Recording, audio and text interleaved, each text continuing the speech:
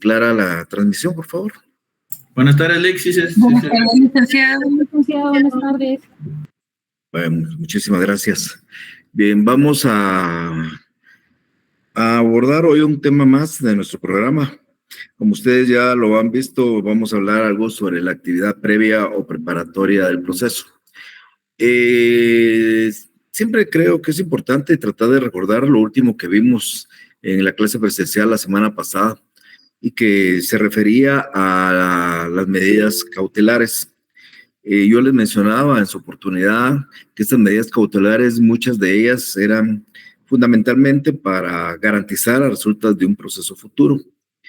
Hablamos de algunas medidas cautelares que están bien determinadas en el Código Procesal Civil y Mercantil y explicamos cada una de ellas, para qué sirve cada una de ellas.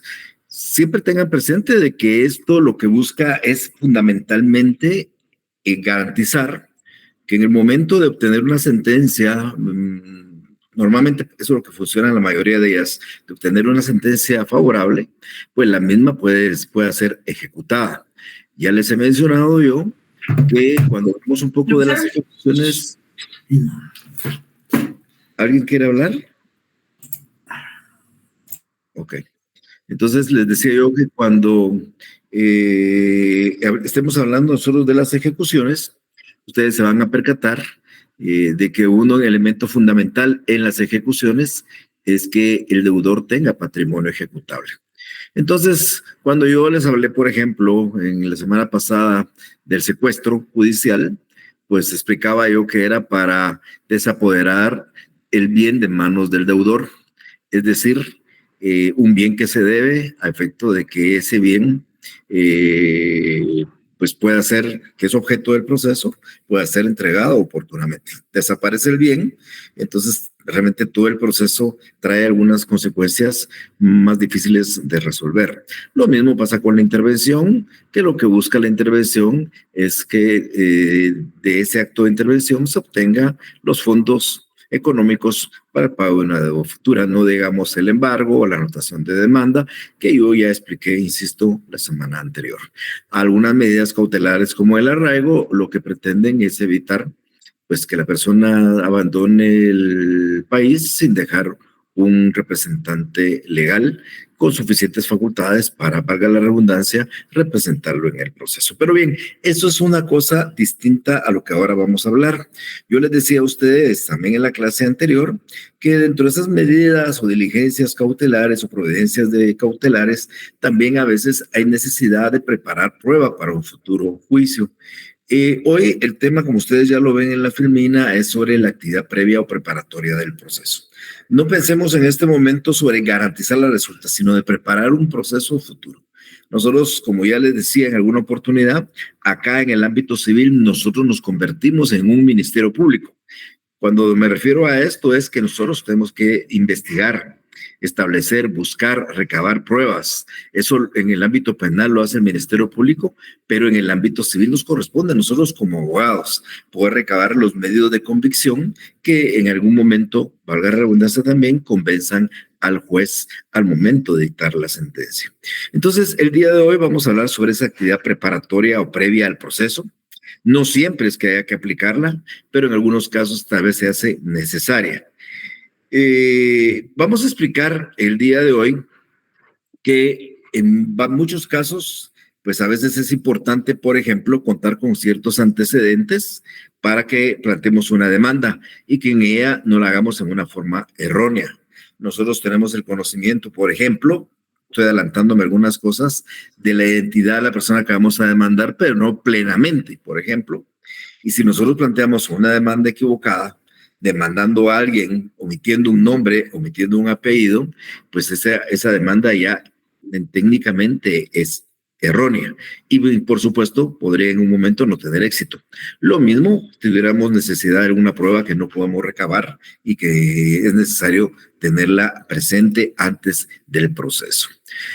También existen algunos casos donde podemos hacer constar, desde ello, algunos medios de prueba que podrían desaparecer. Y yo les daba el ejemplo de los testigos. que es necesario recabar la información testimonial porque sus testigos pues están próximos a ausentarse del país o están gravemente enfermos o son de una edad muy avanzada. Entonces, antes de preparar un juicio, nosotros tenemos esa posibilidad de preparar prueba para ese futuro juicio y tener el éxito que estamos buscando nosotros dentro del proceso.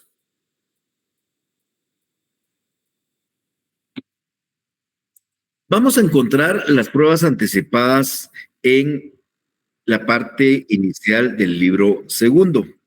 Cuando hablemos nosotros del juicio de conocimiento, el juicio ordinario, a partir antes del juicio ordinario, vamos a estar encontrando nosotros esas pruebas anticipadas. Yo me voy a adelantar un poco a los acontecimientos de lo que vamos a ver posiblemente después de Semana Santa, cuando yo ya les hablé de la prueba. Aquí es bien importante resaltar una cosa. Yo voy a hablar aquí de pruebas anticipadas. Antes de promover el proceso, nosotros vamos a presentar ciertas diligencias para recabar prueba para ese proceso futuro. Pero cuando yo ya hable del proceso en general, cuando ya estamos hablando del juicio ordinario, yo ahí les voy a explicar a ustedes dentro de una fase probatoria, que es la que llamamos la fase de desarrollo, vamos a explicarle a ustedes en ese momento que tenemos un mecanismo para introducir la prueba dentro del proceso. No es exactamente lo mismo, aunque vamos a encontrar alguna similitud, y dicho sea de paso, lo que voy a hablar hoy hay que aplicar por analogía lo que hablemos ya en su oportunidad en el juicio ordinario. Aquí nos vamos a adelantar algunos acontecimientos de ese momento, porque al final de cuentas lo que estamos haciendo aquí, reitero, es recabar prueba para el futuro proceso. Entonces, a veces hay que determinar ciertos hechos o preparar ciertas pruebas para ese futuro proceso. También vamos a considerar, y de eso vamos a hablar tal vez muy poco, pero lo vamos a poner acá, que también antes del proceso nosotros podemos desarrollar ciertas diligencias para evitar el conflicto o inclusive finalizar uno ya iniciado. Vamos a hablar de dos instituciones bien importantes antes de que hable de las pruebas anticipadas, y les voy a explicar cómo funcionan estas instituciones, que lo que buscan muchas veces, reitero, es evitar un pleito futuro. O sea, cuando yo preparo un proceso, no solo me voy a pensar en prepararlo con pruebas, sino podría prepararlo de tal manera que lo evitemos. De tal manera que vamos a encontrar estas diligencias que son previas al proceso y que se utilizan, reitero, para evitar ese proceso futuro o inclusive para dar por terminado uno ya iniciado. Entonces, nosotros vamos a hablar el día de hoy de dos clases de diligencias previas o preparatorias. En primer lugar, estas que pretenden evitar el conflicto, de las que voy a hablar yo brevemente, y las otras que son las que pretenden obtener información para el futuro proceso o pruebas anticipadas, le llama el Código Procesal Civil y Mercantil. Mi idea es hoy hacer constar exactamente cómo funcionan y para qué se desarrollan. Quiero de una vez adelantarles que nuestro tema de hoy no es un tema largo, vamos a hablar unos 25, 30 minutos, igual vamos a dejar la oportunidad para que hagan preguntas si ustedes desean hacerlas, y como siempre he dicho, pues pueden preguntar lo que ustedes deseen, puede ser de este tema, puede ser de los temas anteriores o de otro aspecto en el ámbito procesal que ustedes quisieran ya indagar con anticipación, por supuesto. Bien, entonces hablemos un poco de estas diligencias previas que lo que pretenden es evitar un conflicto futuro. Dentro del proceso, antes de iniciar el proceso, nosotros tenemos la posibilidad de buscar dos mecanismos para solucionar un conflicto. Al final de cuentas, estas diligencias, como estoy mencionando, lo que se busca es que no exista juicio futuro, o de existir, que el juicio concluya. Muchas veces no utilizamos estos mecanismos nosotros, y los procesos pues duran años, cuando de repente a través de ellos nosotros podríamos evitar el juicio o dar por terminado uno de ellos. Vamos a hablar de dos específicamente. Vamos a hablar en primer lugar de la conciliación y vamos a hablar también de la consignación. Son dos diligencias que pueden desarrollarse antes del proceso y, como les digo, pueden evitar un juicio futuro o darlo por terminado. Entonces, hablemos un poco de la conciliación. Yo quiero decirles que el mecanismo de la conciliación es un mecanismo para solucionar un conflicto. A través de él, lo que se busca es que las partes arriben a un acuerdo. Vean, Yo voy a estar hablando de procesos de conocimiento a partir ya casi después de Semana Santa, cuando empiece a hablar del juicio ordinario. Y voy a hablar de procesos de conocimiento cuando hablemos del juicio oral y el juicio sumario el próximo semestre. Esta etapa de conciliación es importantísima en los procesos. Lamentablemente no es obligatoria. Solo en el juicio oral que vamos a ver el semestre entrante. Ustedes, cuando yo explique el juicio oral el próximo semestre, se van a dar cuenta que la primera etapa en un juicio oral es el intento de conciliación. O sea, lo que se trata de buscar es que las partes lleguen a un acuerdo y con ese acuerdo arribar y resolver el conflicto. Yo ya les mencionaba en alguna clase presencial con ustedes que nosotros los abogados y principalmente su servidor maneja o utiliza mucho un refrán: más vale una mala negociación a un buen juicio. Es decir, muchas veces es mejor llegar a un acuerdo con las partes, aunque nuestro cliente pierda un poco, a que el juicio se alargue por 4, 5, 6 años, para que al final, después de 6 años, después de un juicio, tal vez ni siquiera pudiéramos ejecutar una decisión de esa naturaleza.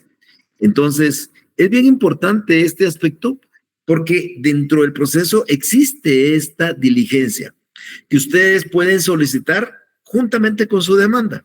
Como les digo, no es una etapa obligatoria en un juicio ordinario, pero ustedes le pueden pedir al juez el señalamiento de una junta de conciliación.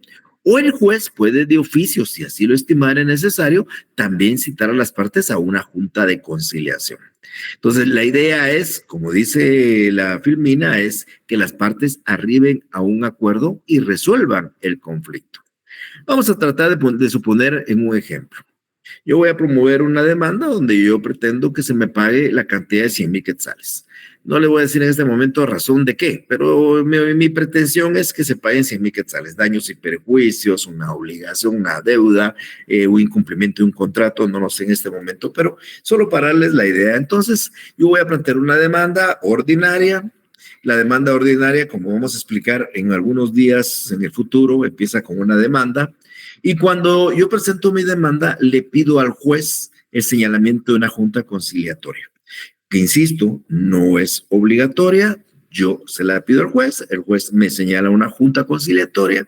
Si la otra parte no llega, pues no hay ninguna consecuencia, pero si la otra parte llega y nos sentamos a platicar, podríamos llegar a un acuerdo y arribar, por ejemplo, estoy suponiendo en este momento en voz alta, que esos 100,000 quetzales que yo pretendía que a la persona me lo pagara, pues ella me pida y llegue a un acuerdo de pagarme 80.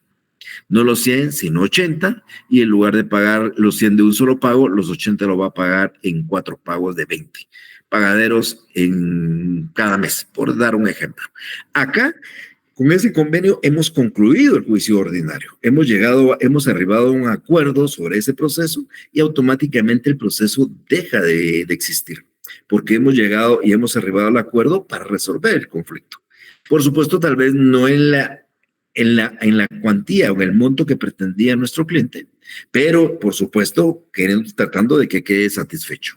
Como les decía yo, más vale una mala negociación o un buen juicio. O puede ser, porque estoy pensando en voz alta, tantas cosas que pueden suceder, que efectivamente la persona llegue a un acuerdo de pagar los 100, pero los va a pagar en 10 meses, de 10,000 quetzales cada mes. O sea, no sabemos en este momento cuál es, pero la idea de esa etapa de conciliación es resolver ese conflicto. Originalmente el cobro de 100,000 quetzales y en el convenio se va a arribar a uno.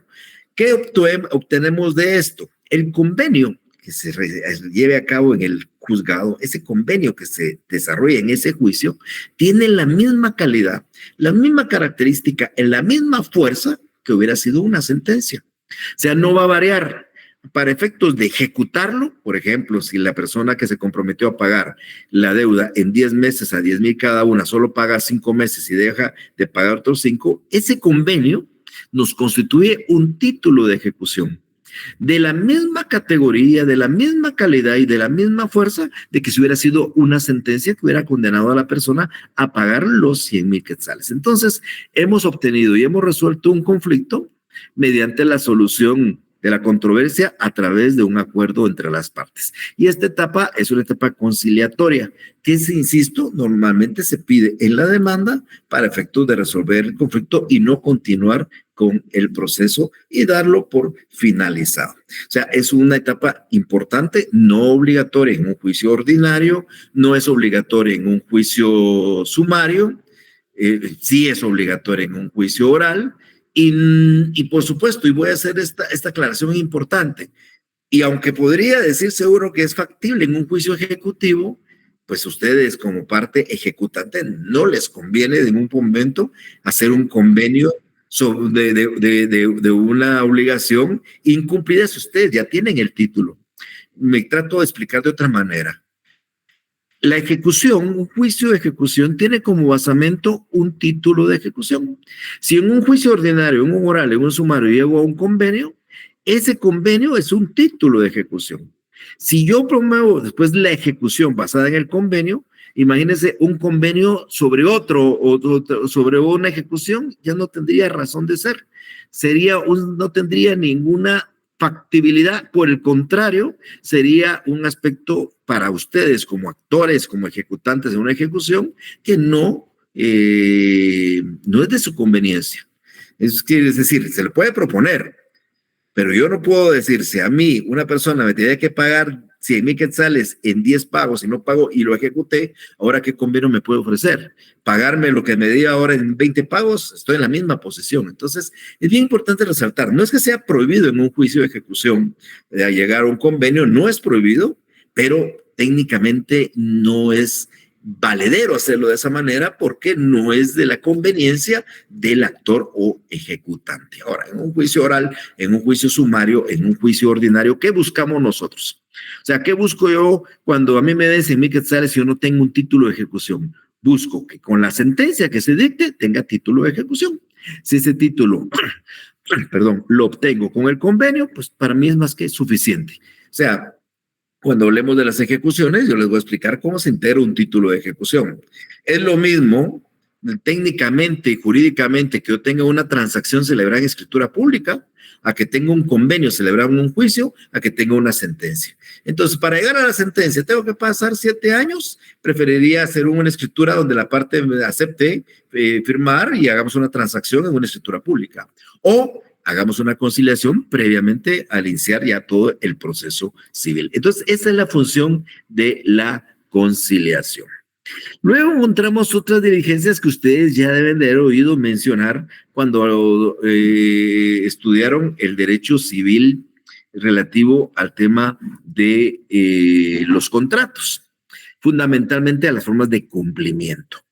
¿Cómo se cumple una obligación? Se cumple una obligación a través del pago, pero también se cumple a través del pago por consignación, que es la que estoy mencionando en este momento, y el pago por cesión de bienes. ¿Qué es la consignación? Es una forma de cumplimiento, pero que no se hace frente al acreedor, sino que por ciertas circunstancias, porque no conocemos al acreedor, porque hay varios que reclaman la titularidad de acreedor, porque el acreedor ha fallecido, por lo que fuera, nosotros tenemos la posibilidad de efectuar el pago por la vía judicial. Y este pago por la vía judicial es lo que se llama consignación. ¿Y qué es la consignación? Pagar lo que se debe ante un juez. Si yo debo 100,000 quetzales, el acreedor no me los quiere recibir, o yo no sé quién es el acreedor, o el acreedor es indeterminado, o el acreedor ha fallecido, o hay una pugna entre los acreedores, entonces yo voy ante un órgano jurisdiccional, planteo la consignación, esto se tramita en la vía incidental y yo deposito ante el juez lo que yo debo, los 100,000 quetzales. Y yo me libero de la obligación y si el día de mañana me quieren plantear una demanda por el incumplimiento, yo tendré mi constancia de una consignación realizada ante un juez donde yo ya realicé el pago o yo cumplí la obligación depositando lo que debía ante ese juez competente. Podemos depositar dinero, podemos depositar bienes muebles, por ejemplo, el famoso caso del vehículo. Si no me lo reciben, pues se lo consigno al juez para que el juez lo reciba y lo ordene trasladar a un depósito. Entonces, todos esos aspectos son los que acabo de mencionar y que sirven, reitero, para poder evitar un pleito futuro. Entonces, resumo, encontramos dos clases de diligencias. La conciliación, que es un acuerdo de las partes para resolver el conflicto, darlo por terminado, y la consignación, que es una forma de cumplimiento de la obligación, pero mediante el depósito de la cosa que se debe ante un juez competente. El trámite de la consignación es el trámite de los incidentes que varias veces hemos hablado con ustedes. Ahora hablemos de las diligencias que pretenden preparar prueba o recabar prueba para el futuro. Reitero, aquí estamos hablando de pruebas anticipadas, así se le llaman técnicamente en el código. La van a encontrar ustedes más o menos a partir del artículo 100, más o menos, no ubico bien, pero el Código Procesal Civil a partir del artículo 100, en el artículo 96 empieza el libro segundo, donde empiezan los libros de conocimiento, y por ahí por el artículo 98, 100, empiezan las pruebas anticipadas antes de entrar a hablar un poco del juicio ordinario. Entonces, estas pruebas anticipadas, como ya dije hace unos minutos, tienen mucha relación con las pruebas que se presentan ya dentro del proceso. En el proceso, cuando entramos a la etapa de desarrollo, a 30 días de prueba, que voy a explicar oportunamente, las pruebas entran a través de un procedimiento que vamos a llamar el procedimiento probatorio, que es un mecanismo en el cual se introduce la prueba y se incorpora la prueba legalmente al juicio.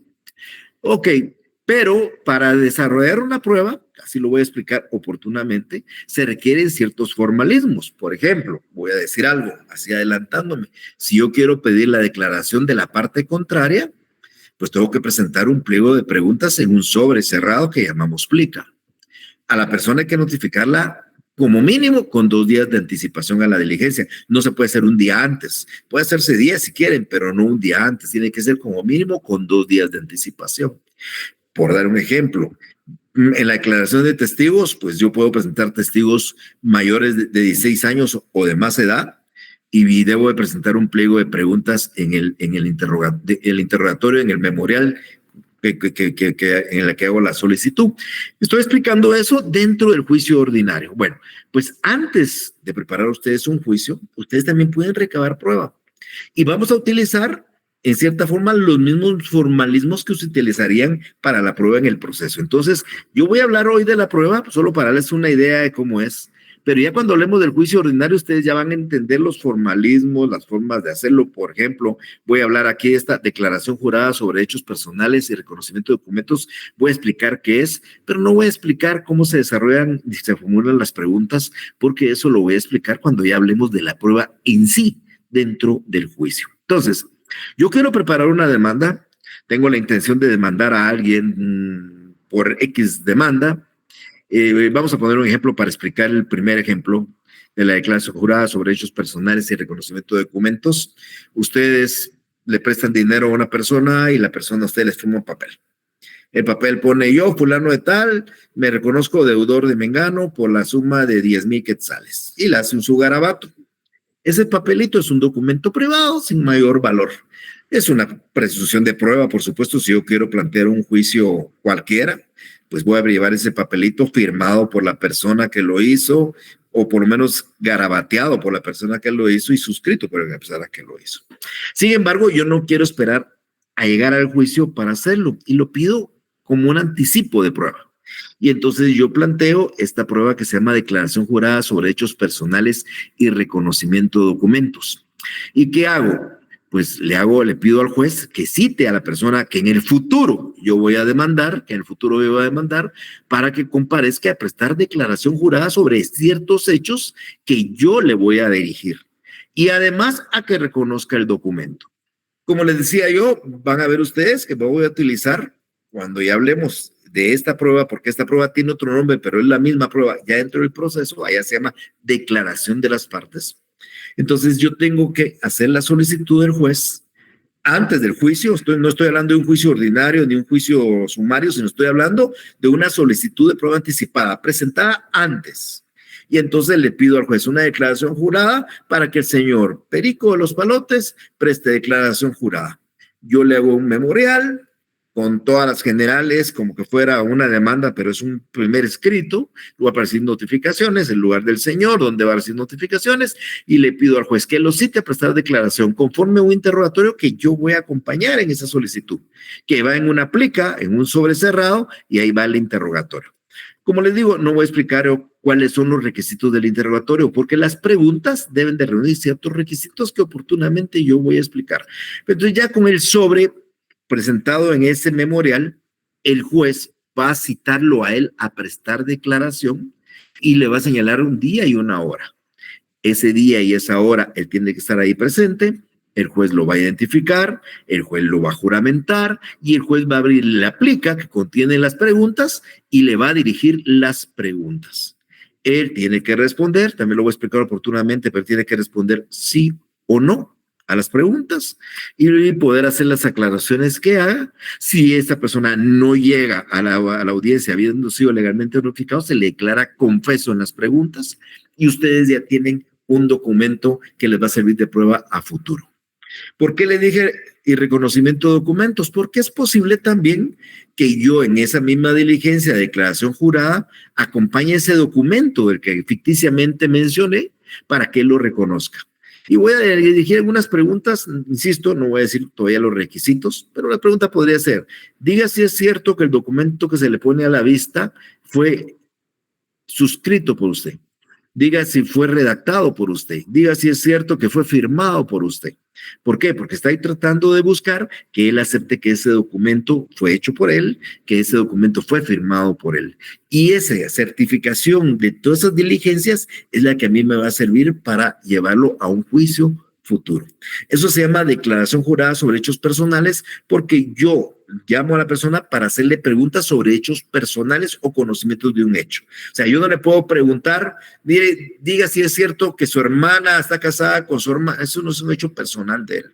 Yo tengo que preguntar, diga si es cierto que usted se llama fulano de tal, diga si es cierto que su edad es tal, diga si es cierto que su dirección o su residencia actual es tal, diga si es cierto que usted me adeuda la cantidad de tanto, diga si es cierto que usted firmó este documento. Y aunque me adelanté algunas cosas, las preguntas van siempre en sentido afirmativo. Diga si es cierto, para que él responda sí o no. Pero reitero, sobre este tema voy a hablar más adelante. Entonces, esta diligencia se llama declaración jurada sobre hechos personales y reconocimiento de documentos, y lo que se busca a través de ella es recabar la confesión de una persona para un futuro juicio. Luego encontramos otra prueba anticipada. Bueno, aquí vamos a ir poco a poco porque yo me estoy adelantando y sin pasar a las filminas. Encontramos otras pruebas anticipadas como la adquisición de documentos, la ley de contabilidad, la de bienes muebles y semovientes. Encontramos una prueba anticipada de reconocimiento judicial y prueba pericial o prueba de peritos, una declaración de testigos y otras pruebas que la ley permite que se puedan desarrollar. Yo voy a explicar, como estoy haciendo, una por una. Acabo de hablar de la declaración jurada sobre hechos personales y reconocimiento de documentos. Esto, insisto, en el ámbito ya del desarrollo de un juicio se llaman posiciones o declaración de las partes. ¿Qué son posiciones? Son preguntas, ¿oye? Cuando ustedes le digan hay que dirigir posiciones, no son posiciones de hacer las posiciones, es por preguntas.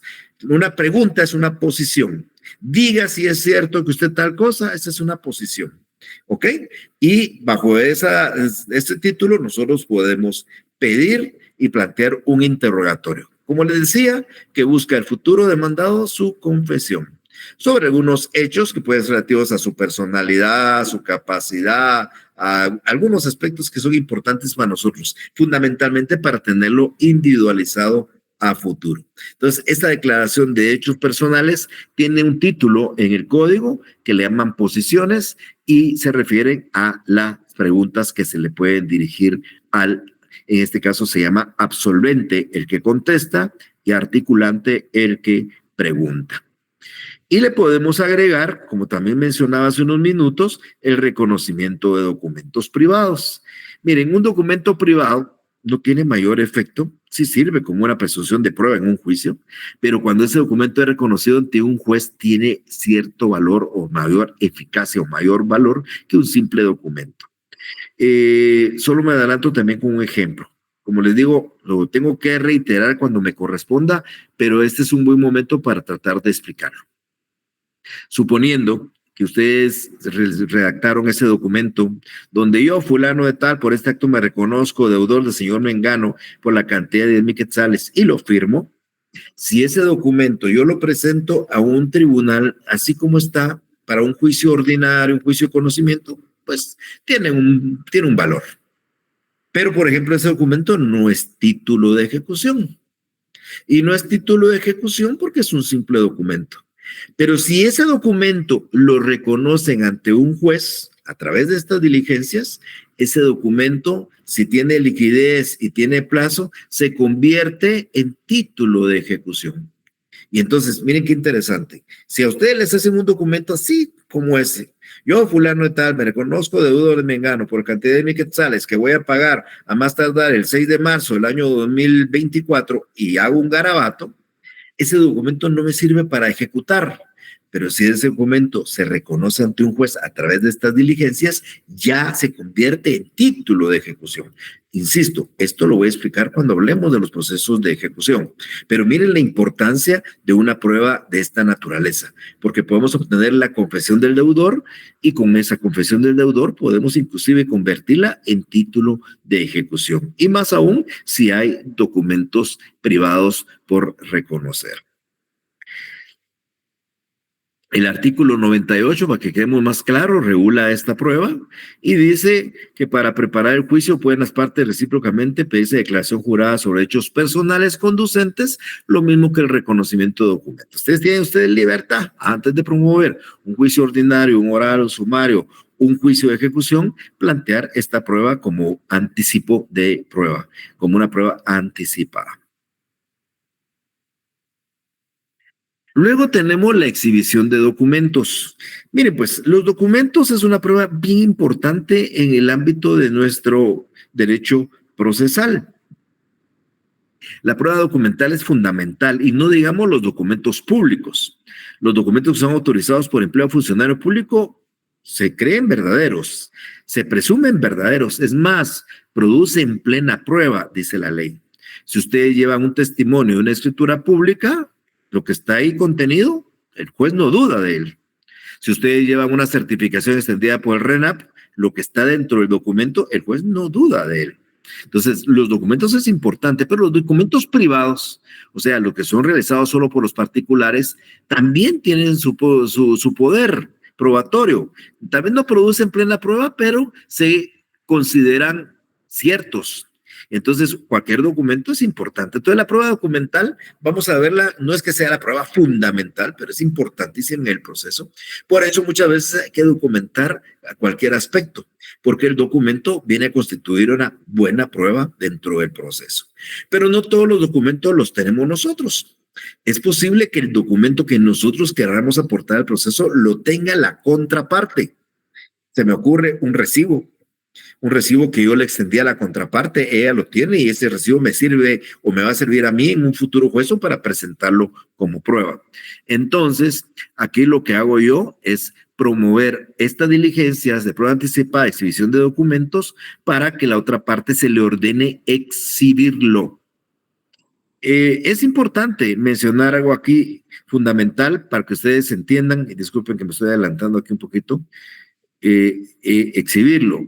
Si yo voy con un juez y le digo al señor juez, fíjese señor juez que yo quiero proponer, estoy hablando de haciéndole un escrito, por supuesto, quiero proponer como prueba un recibo que yo extendí, que tiene la parte que yo voy a demandar, es un recibo que fue firmado el 12 de febrero del año 2023. Y en ese recibo se establece que la persona X me pagó, me cobró, me dio, me entregó, lo que fuera, cierta cosa.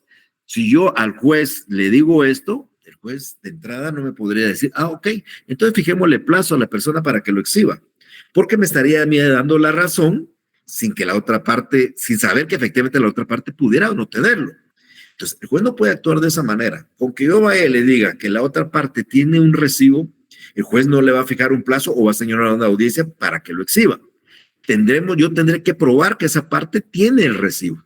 Por eso esta prueba de exhibición de documentos se tramita en la vía incidental. Téngalo bien presente. La prueba anterior que hablé de declaración jurada no tiene nada que ver. Esta sí. Si yo quiero que se me exhiba un documento en poder del adversario, tengo que iniciar este trámite, esta solicitud como una trámite incidental. Y dentro del incidente debe de tratarse de probar, dentro del incidente, probar que efectivamente la otra parte tiene el documento. Para eso sirve el incidente. Se va a dar 2 días de audiencia a la otra parte, si es necesario se habría de prueba por 8 días, y si demuestro que la otra parte tiene el documento y el juez dicta un auto, va a fijarle un plazo o va a señalar una audiencia para la exhibición de ese documento. ¿Qué pasa si no lo exhibe? Si pese a que probamos que él lo tiene y no lo exhibe, entonces el juez va a dictar una resolución donde va a tener por cierto lo que nosotros hayamos dicho que contiene el documento. Miren qué interesante. O sea, unas diligencias van a sustituir el documento que nunca se exhibió. Yo le dije al juez, señor juez, vengo a promover una solicitud porque la otra parte tiene un recibo firmado por mí en tal fecha que contiene tales aspectos, etcétera, etcétera. Y se promueve el incidente y dentro del incidente yo pruebo que la otra parte efectivamente lo tiene, el juez le fija un plazo o señala una audiencia y si en ese plazo o en esa audiencia él no lo presenta, entonces el juez va a decir que efectivamente existe ese documento y que el contenido del mismo es que fue firmado por fulano en tal fecha, que contiene tal cosa, etcétera, etcétera. O sea, vamos a revivir, no sé si la palabra es esa, pues a reemplazar, creo que es más importante, a reemplazar ese documento que no nos presentaron con las diligencias que estamos realizando. O sea, estas diligencias lo que sirven es tratar de obligar a la parte contraria a que exhiba un documento que está en su poder y si se niega y probamos que lo tiene, a que el juez diga que contiene ese documento y nos sirva para una prueba futura. Lo mismo sucede, bueno, no sucede lo mismo. También tenemos una exhibición de libros de contabilidad. Saben ustedes, y creo que de algunos de los que me están escuchando, pues seguramente serán contadores, yo no lo soy, pero todo comerciante está obligado a llevar libros de contabilidad. El libro de diario, el mayor balance, etcétera, etcétera. Esos libros son obligatorios para los comerciantes de conformidad con el Código de Comercio. Y los libros de contabilidad tienen mucha información que nos puede servir a nosotros. Cuando yo quiera que mi contraparte presente sus libros de contabilidad, aquí no es necesario probar de que él tiene los libros, porque si es un comerciante estaría obligado a tenerlos. Entonces, como están obligados a llevarlos de conformidad con el Código de Comercio, el juez le va a fijar un plazo o va a señalar una audiencia para que se exhiban los libros, buscando determinar lo que nosotros queramos probar. Entonces, también como una prueba anticipada podemos pedir exhibición de libros de contabilidad cuando el demandado sea un comerciante. Y tenemos otra clase de exhibición, que es la exhibición de bienes muebles o semovientes. Yo creo que ustedes sí saben que es un bien mueble. Ahora, un bien semoviente también creo que saben de qué me estoy refiriendo, ¿verdad?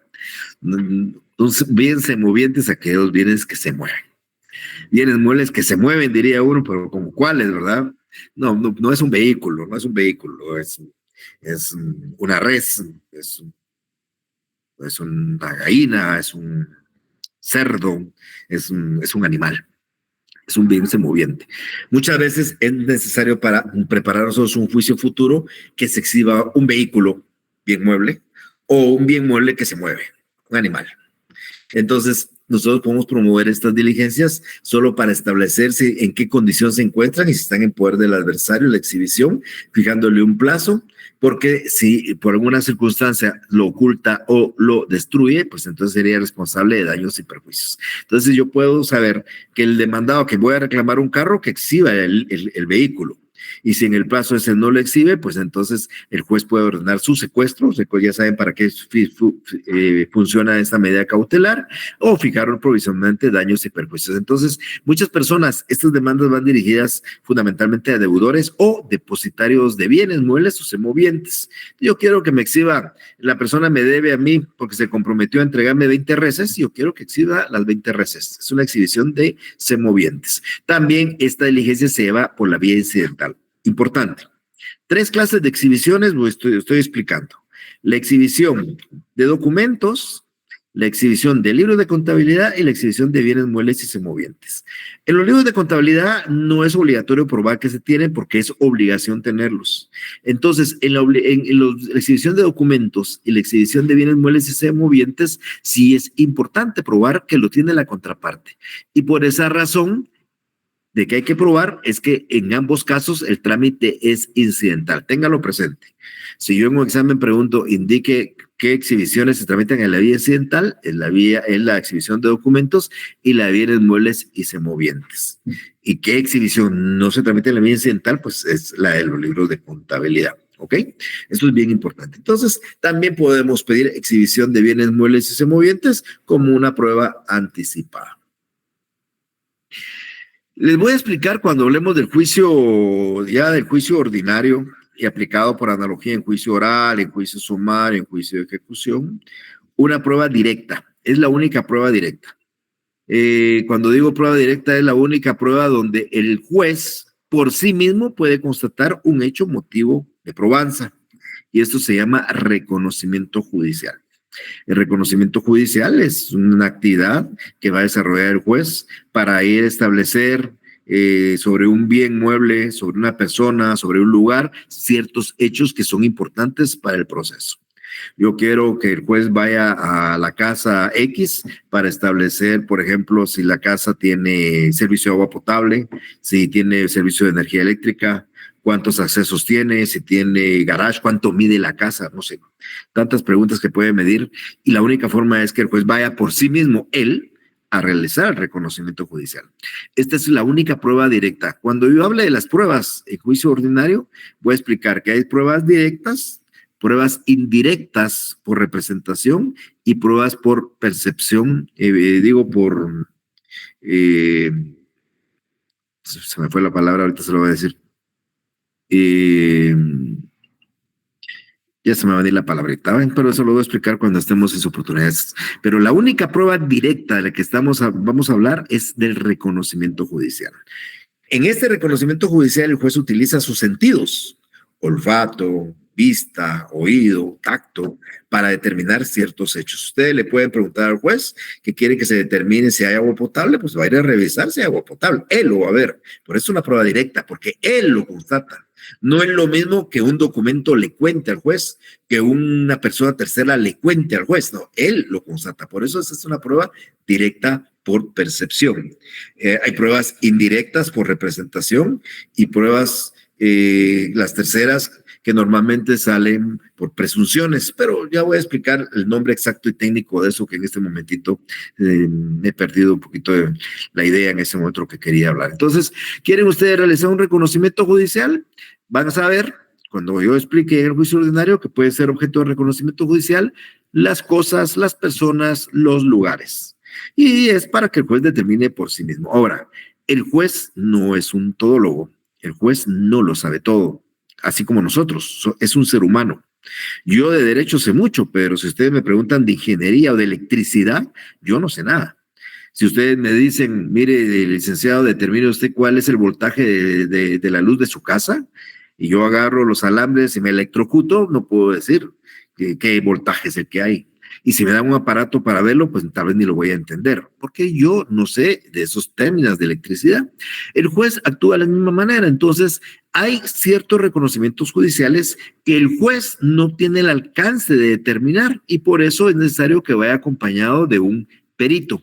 Por eso se llama reconocimiento judicial y prueba pericial. No siempre es necesario el perito, porque hay cosas que el juez puede constatar. Si le dicen al juez, determine cuántas ventanas están en el inmueble, el juez las puede contar. Si que determine ciertas circunstancias que el juez mismo puede constatar, no hay ningún problema. Yo les cuento, son de broma, pero eso sí me pasó en una diligencia de un edificio que se había quedado ya sin terminar. Se practicó un reconocimiento judicial y entre las preguntas decía exactamente lo del voltaje. Decía determinar el voltaje que estaba en el edificio. Y recuerdo que el juez agarró los cables y le dio un toque eléctrico al juez. Yo le dije, mire, señor juez, usted no puede saber cuál es el voltaje. Sí, yo sé, me dijo, este es 120. Para mí que él no era experto en eso, pero él tocó los alambres y dijo que eran 120. Y le puso en el acta que era 120 el voltaje que había en la electricidad. ¿Cómo lo hizo? yo lo ignoro. Pero para mí, él no es un experto en eso. Cuando hay actos o ciertos puntos en los cuales sabemos nosotros que el juez no puede constatarlo, es necesario entonces la presencia de un perito. Por eso se llama reconocimiento judicial y prueba pericial. Entonces, podemos pedirlo con anticipación. Yo les mencionaba, creo que en la clase presencial de la semana pasada, del ejemplo de mis clientes, o mi clienta, que le colisionaron su carro, le tuvo guardado 1 año. No, pedimos un reconocimiento judicial para que el juez vaya a constatar los daños del vehículo y ya él levantada el acta, lo hace, pues mandamos a arreglar el vehículo y todo el expediente de la prueba anticipada que nosotros hicimos, sacamos una certificación y esa certificación es la que presentamos en el juicio futuro. Ese es el reconocimiento judicial, acompañado en algunos casos de la prueba de peritos o de la prueba pericial. Penúltimo, tenemos una declaración de testigos. La declaración de testigos es una prueba indirecta, porque al juez no le consta nada, al juez le cuentan las cosas, ¿verdad?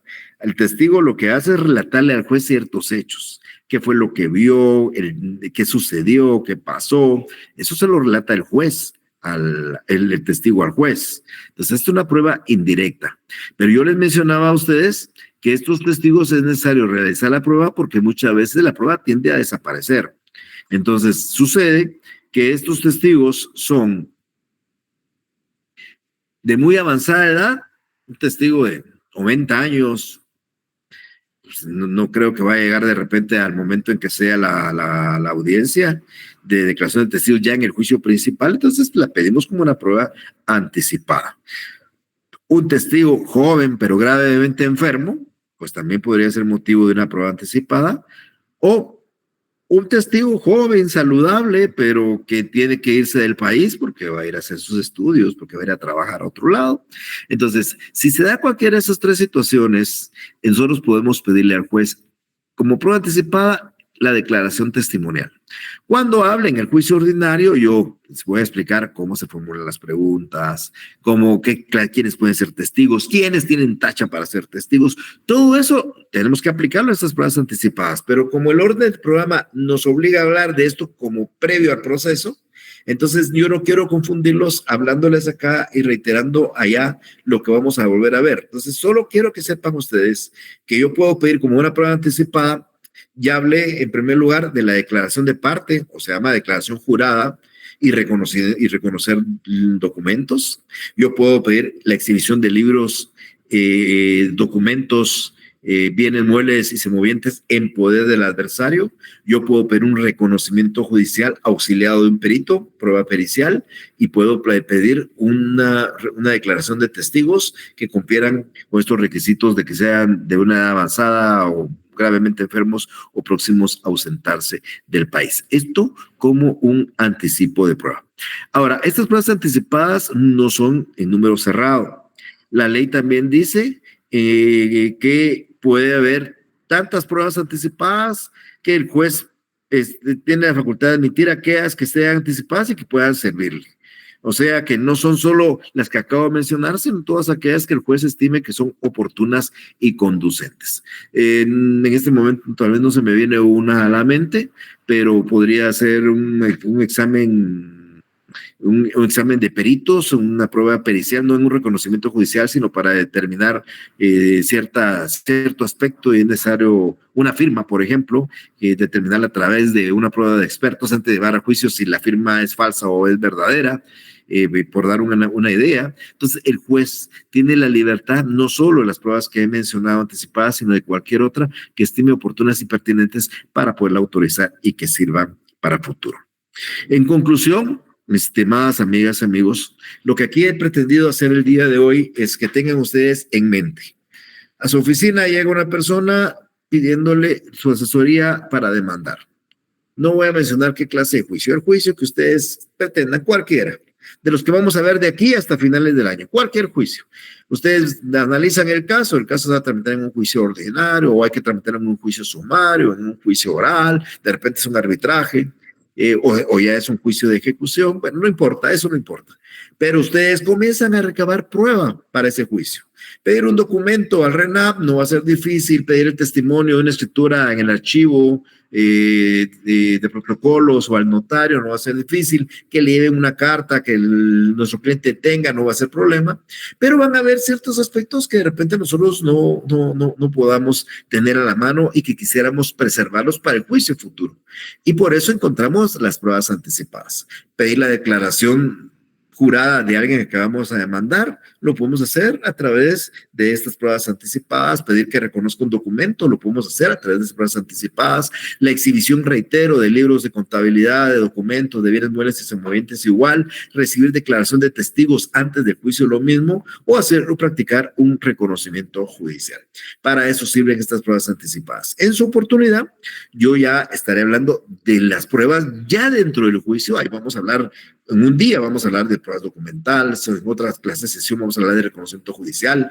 Yo voy a explicarles a ustedes cómo esa prueba se ofrece, cómo se propone, cómo se diligencia, qué valor tiene dentro del proceso. Todo eso lo vamos a explicar ya oportunamente en este semestre. Pero hoy por hoy solo quiero dejarles esa chispita de esas pruebas anticipadas. Y por supuesto, también de lo que hablamos como diligencias que pretenden evitar un juicio futuro o terminar uno que ya ha iniciado. Y hablé hoy de la conciliación y de la consignación.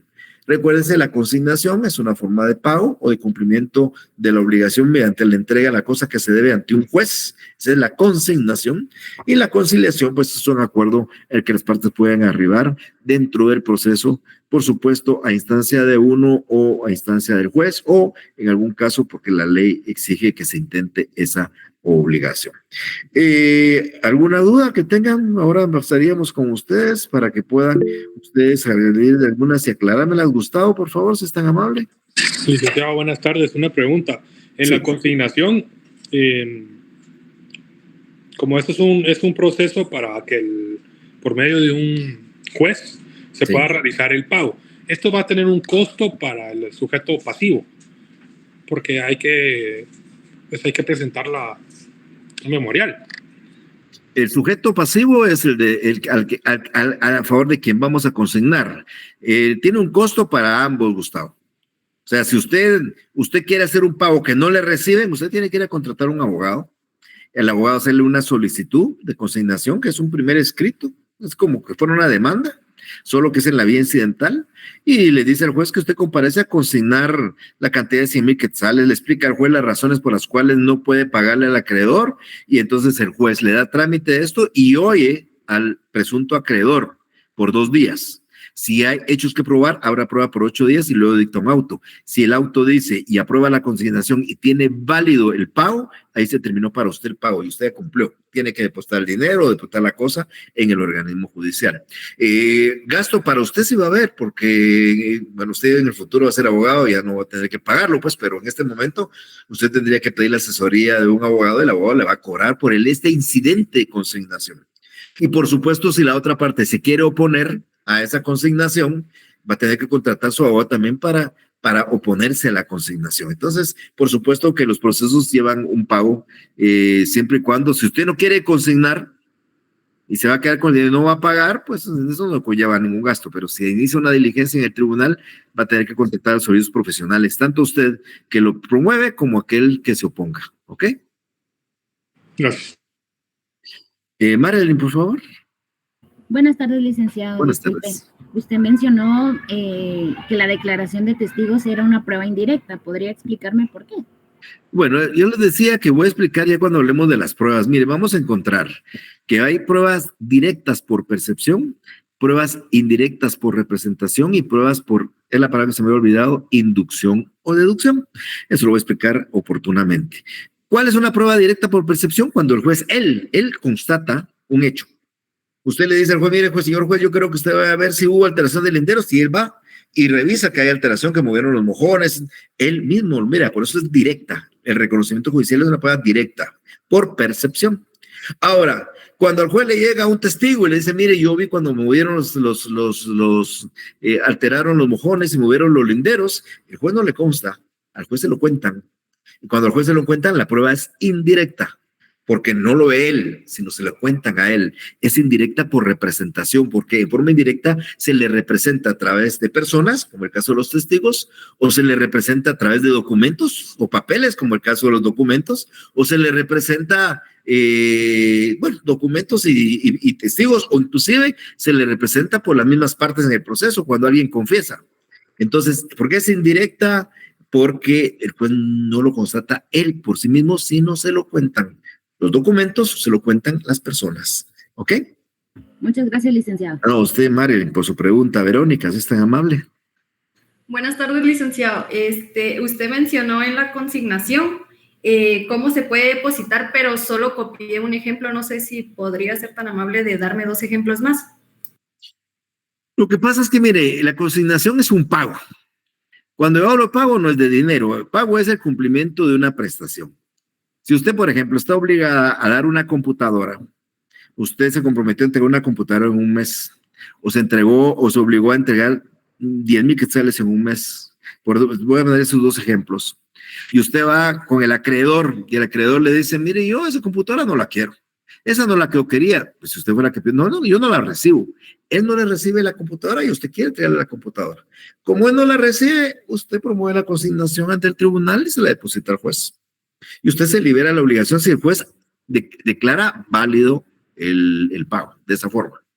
Lo mismo pasa con los 100,000 quetzales. Ahora, el Código Civil dice que la consignación procede, entre otros casos, cuando el acreedor se niega a recibir el pago o a recibirle ya la cosa. También cuando usted no sabe quién es el acreedor, porque sucede que el acreedor falleció y ahora hay 10 herederos.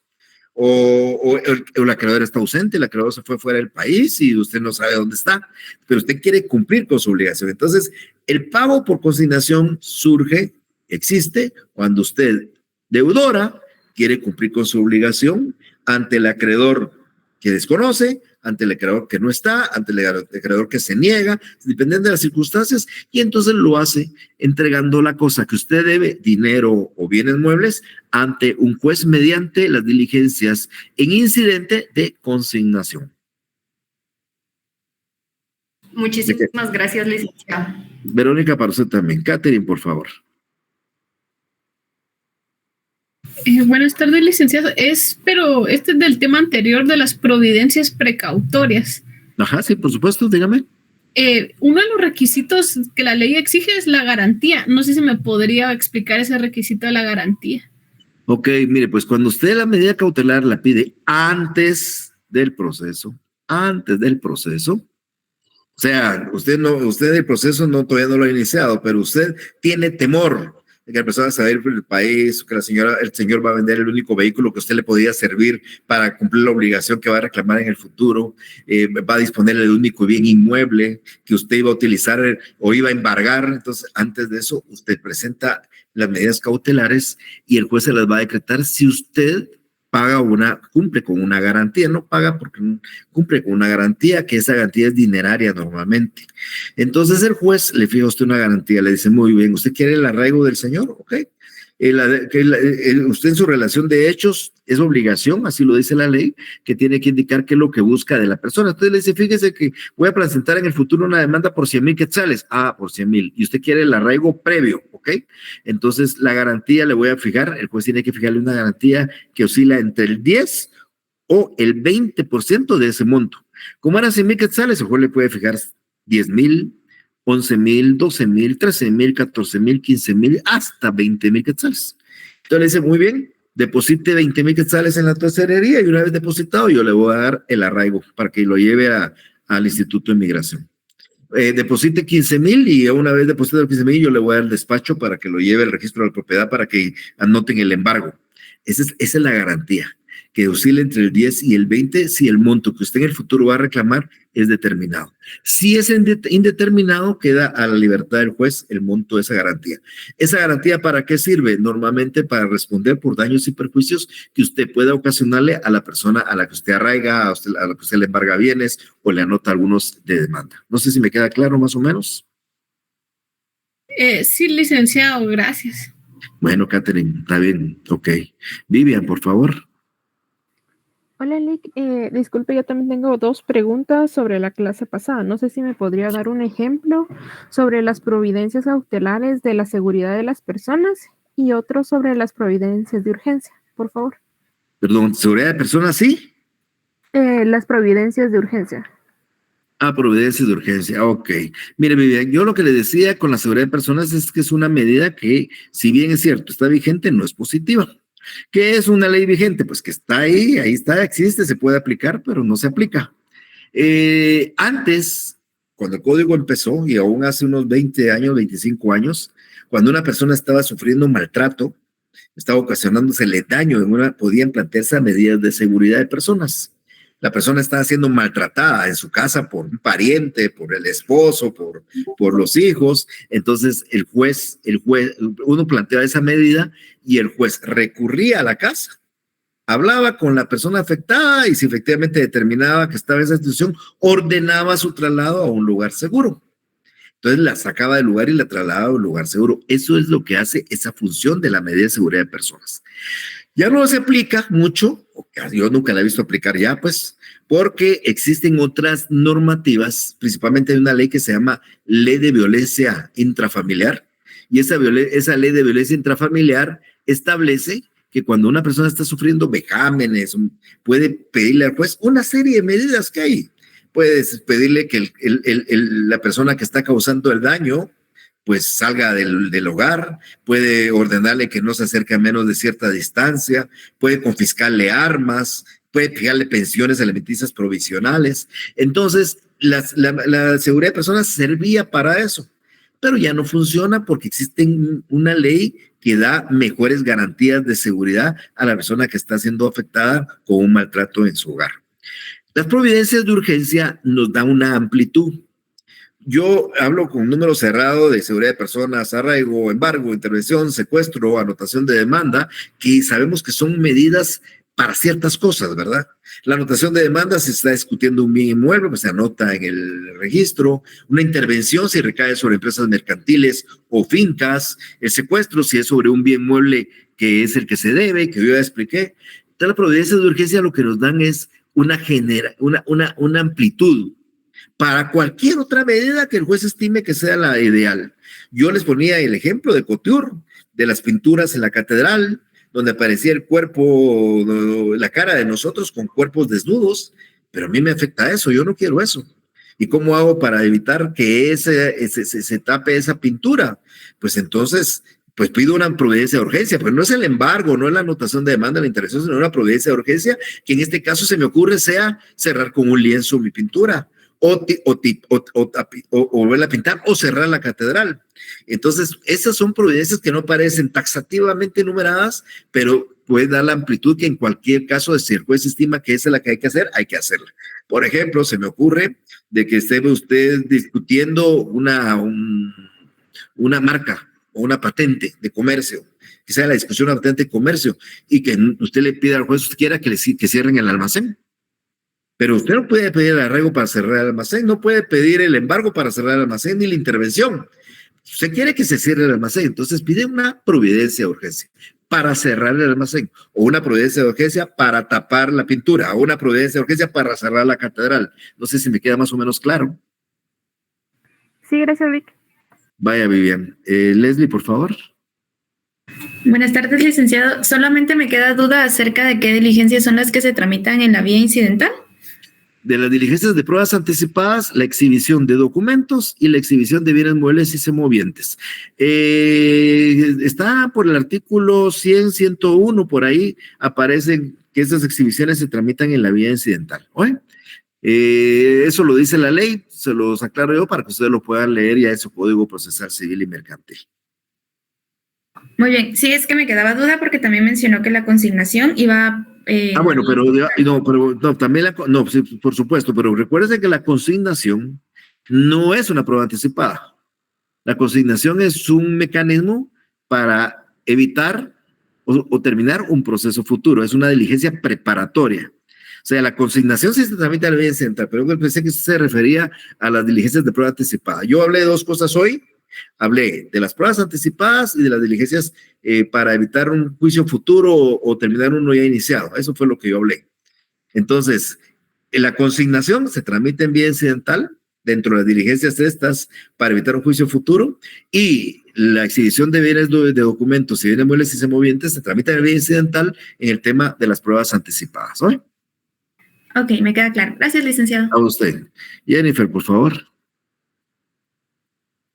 Buenas tardes, licenciado. Disculpe, yo tenía una duda. Si existe una diferencia entre experto y perito o se les puede denominar igualmente. Son sinónimos, Jennifer, son sinónimos. El experto, el perito es un experto, el experto es un perito. Son personas que tienen ciertas cualidades, ciertos estudios sobre ciertos temas y tienen esa expertise. Pues son expertos o son peritos. Para mí es exactamente lo mismo, ¿eh?